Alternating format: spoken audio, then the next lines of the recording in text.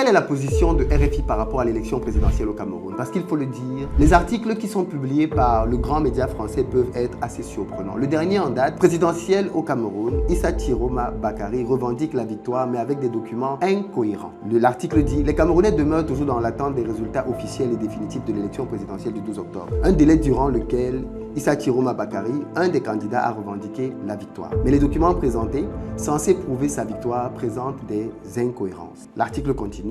Les Camerounais patientent toujours pour connaître officiellement leur président. Issa Chiroma Bakary, FSNC, lui, n'a pas voulu attendre et a pris les devants. Dans la nuit de dimanche à lundi 20 octobre, il a publié en ligne des procès-verbaux issus de l'élection et qui, d'après lui, le donne vainqueur. Des documents évidemment largement commentés et sujets à des controverses. L'une d'elles repose sur plusieurs erreurs grossières de calcul apparues dans les résultats présentés par le candidat. Certaines sommes de points de pourcentage donnent 102% d'électeurs dans un département ou 105 dans un autre. Aussi, à certains endroits, les votants se retrouvent plus nombreux que les électeurs inscrits. Des aberrations statistiques qui n'ont assurément pas échappé aux équipes du RDPC, le parti présidentiel et d'autres observateurs. De quoi discuter sérieusement la véracité des procès-verbaux. Ces dénonciations ont conduit le camp du président du FSNC à s'expliquer. Dans un communiqué, le parti d'Issa Chiroma affirme « Nous n'avons pas fabriqué les chiffres, nous les retranscrivons. » Les incohérences seraient alors dues à des irrégularités commises avant ou pendant le dépouillement, comme le bourrage d'urnes et le vote multiple. Le prétendant au poste de président, lui, n'en démord pas. Il maintient être le vainqueur et annonce par la voix de son équipe de campagne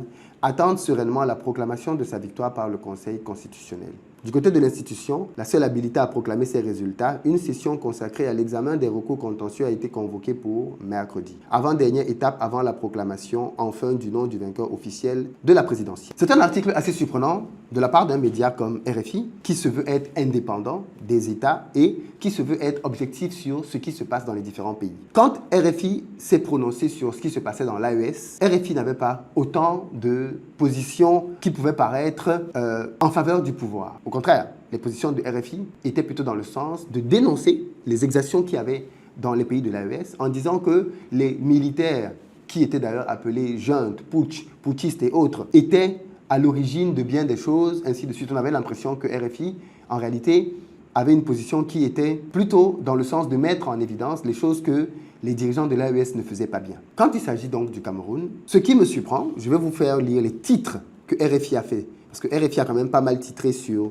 l'élection présidentielle au Cameroun. Quand on regarde les titres que RFI couvre, on ne voit aucun titre qui questionne à un quelconque moment le processus électoral. Rappelons quand même qu'au Cameroun, il y a 2 semaines qui s'écoulent entre la fin du vote et l'annonce des résultats, alors que dans d'autres pays africains, dans la même soirée, on a des tendances qui se confirment le lendemain. Dans un grand pays comme le Cameroun, il faut dire qu'attendre 2 semaines est quelque chose qui n'est plus acceptable.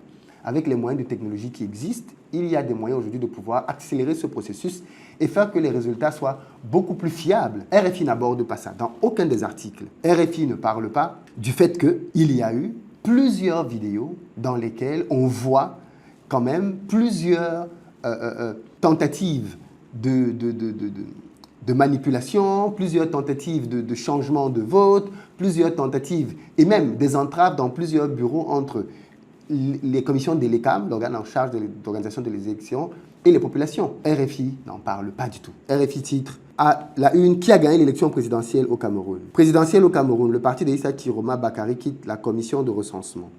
Présidentielle au Cameroun, ça c'était il y a 3 jours, Maurice Kamto appelle au respect du verdict des urnes. Autre article de RFI il y a 4 jours, les dessous de l'Infox, la chronique présidentielle au Cameroun, RFI dans le viseur de la désinformation. Il y a 4 jours, au Cameroun, le conseil électoral convoque la commission de recensement des votes. Il y a 6 jours, présidentielle au Cameroun, un extrait de la Deutsche Welle attribué à tort à RFI. Il y a 1 semaine, présidentielle au Cameroun, un vote globalement dans le calme à la mi-journée.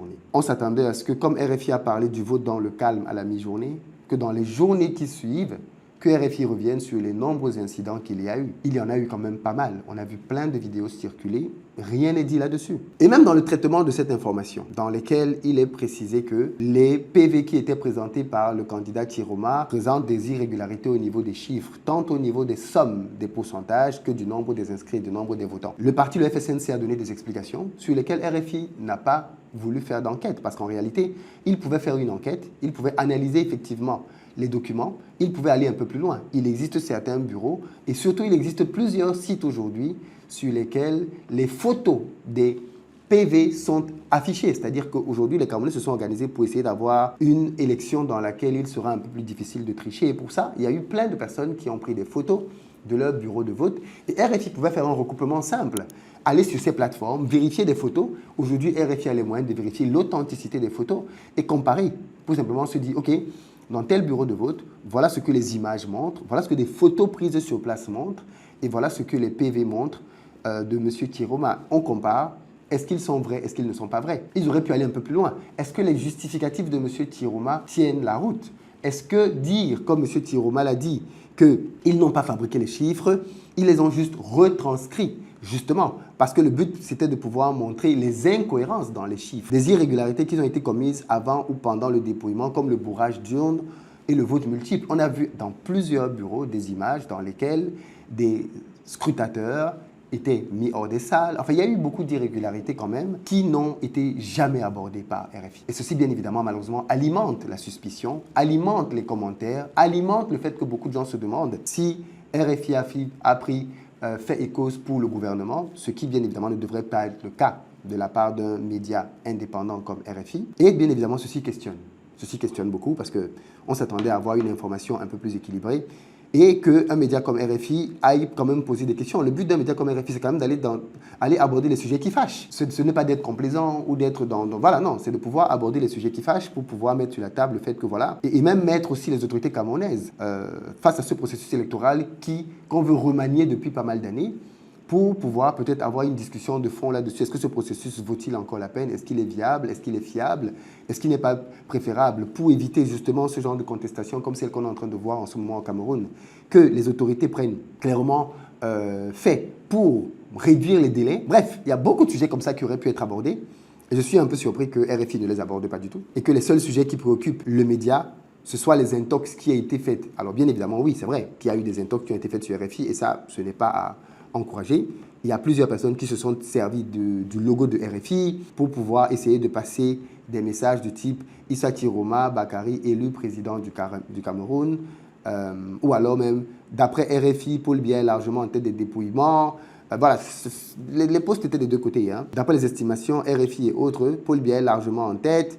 Ainsi de suite. Donc, le média RFI a été repris en pagaille parce que justement, les gens se disent que c'est un média fiable, c'est un média qui ne va pas aller dans le sens du président ou contre le président inutilement. Mais quand on essaie quand même d'analyser leur parution, je trouve assez surprenant que RFI ne soit pas allé pour creuser un tout petit peu, parce que c'est quand même leur rôle de journaliste, nous informer, qu'ils ne soient pas allés creuser un petit peu plus pour nous informer et nous dire ce qu'il en est réellement. Je me serais attendu à ce que RFI analyse, qu'à ce que RFI décortique, qu'à ce que RFI fasse intervenir des spécialistes du gouvernement, qu'il fasse intervenir des ministres, qu'il fasse intervenir des personnes haut placées du gouvernement camerounais pour qu'ils puissent apporter des explications sur les différentes altercations qu'on a pu voir, ainsi de suite.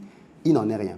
Et puis, il faut aussi dire que depuis que l'élection s'est terminée, il y a de plus en plus d'affrontements entre des citoyens camerounais et la police à plusieurs endroits dans le pays.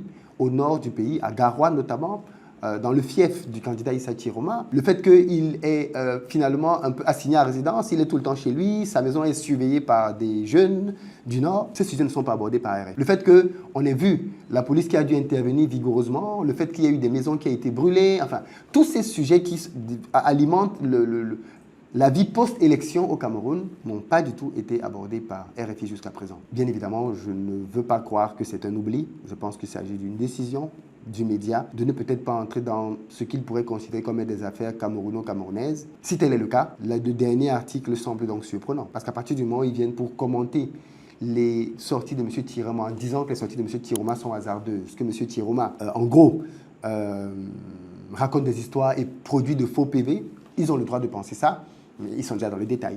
Et s'ils sont dans le détail, on pourrait se demander, mais pourquoi ils choisissent certains détails et pas d'autres?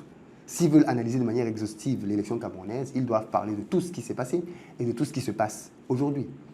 Quoi qu'il en soit, cette analyse par le média RFI m'a un peu surpris et j'ai voulu revenir dessus parce que d'habitude, on s'attend à ce qu'ils aient quand même une analyse un peu plus transverse. Et malheureusement, c'est ce genre d'analyse aussi qui alimente les critiques, qui alimente les rumeurs de positions partisanes de RFI, qui seraient en faveur du président ou du média, ou même certaines personnes qui vont jusqu'à dire que le média français a touché de l'argent. Bien évidemment, il n'y a aucune preuve à cela. Mais voilà, en tout cas, ça semble un peu surprenant. Après, on peut se dire, est-ce qu'ils craignent aussi les représailles du gouvernement camerounais comme dans l'AES? Est-ce qu'ils craignent d'être interdits de diffuser? Est-ce qu'ils craignent d'être bannis du territoire camerounais s'ils vont trop loin dans leur travail? Je n'en sais rien du tout. En tout cas, pour le moment, je constate qu'ils n'osent pas, ou du moins qu'ils ne vont pas sur certains sujets. Peut-être que les choses vont changer dans les prochains jours. Dans les commentaires, dites-moi ce que vous en pensez. Est-ce que vous comprenez l'attitude de RFI? Est-ce que vous validez sa position? Ou alors vous êtes un peu plus dubitatif par rapport à cela?